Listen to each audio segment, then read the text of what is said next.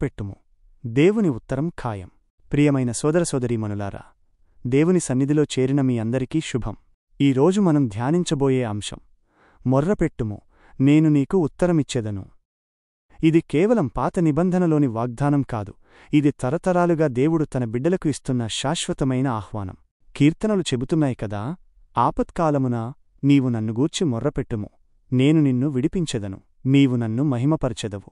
కీర్తనల గ్రంథం 70వ అధ్యాయం 15వ వచనం. అవును, మన జీవితంలో కష్టం, నష్టం, భయం ఎదురైనప్పుడు మనం చేయగలిగే అత్యంత శక్తివంతమైన కార్యం ఏమిటంటే పరమతండ్రికి మొర్రపెట్టడం. 1.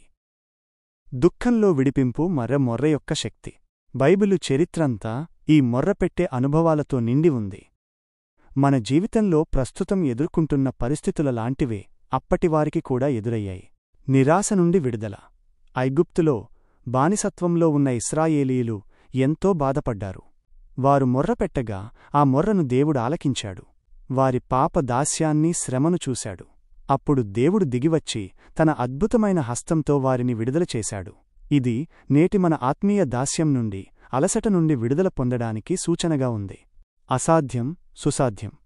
మోషే నాయకత్వంలో వారు ఎర్ర సముద్రం ముందు నిలబడ్డప్పుడు, వెనుక శత్రువులు తరుముతున్నప్పుడు భయంతో కేకలు వేశారు.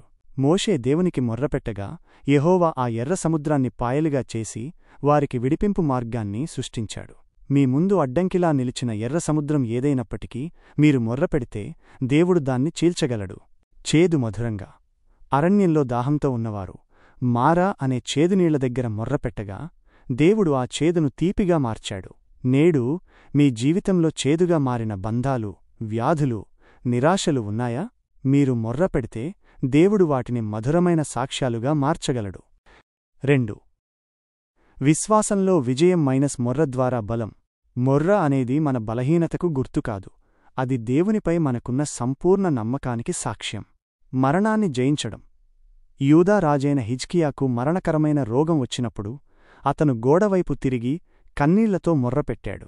యెహోవా అతని ప్రార్థనను ఆలకించి మరణశాసనాన్ని కొట్టివేసి అతనికి మరో 15 సంవత్సరాల ఆయుష్షునిచ్చాడు. మీరు ఎదుర్కొంటున్న కఠినమైన తీర్పు లేదా రోగంతో పోరాడుతున్నారా? మొర్రపెట్టండి, దేవుడు జీవాన్ని పెంచేవాడు. శత్రువుపై విజయం. హిజ్కియా శత్రువుల దాడి సమయంలో కూడా మొర్రపెట్టి విజయం పొందాడు. రాజు యెహోషాపాతు భయంకరమైన యుద్ధ సమయంలో మొర్రపెట్టగా దేవుడు శత్రువుల నుండి వారిని రక్షించాడు. మన ప్రస్తుత జీవిత పోరాటాలలో, భయానకమైన పరిస్థితులలో మనం దేవునికి మొర్రపెట్టడం ద్వారానే జయం పొందుతాము. న్యాయం కోసం మొర్ర. నీతిమంతుడైన హేబేలు రక్తం భూమి నుండి దేవునికి మొర్రపెట్టింది.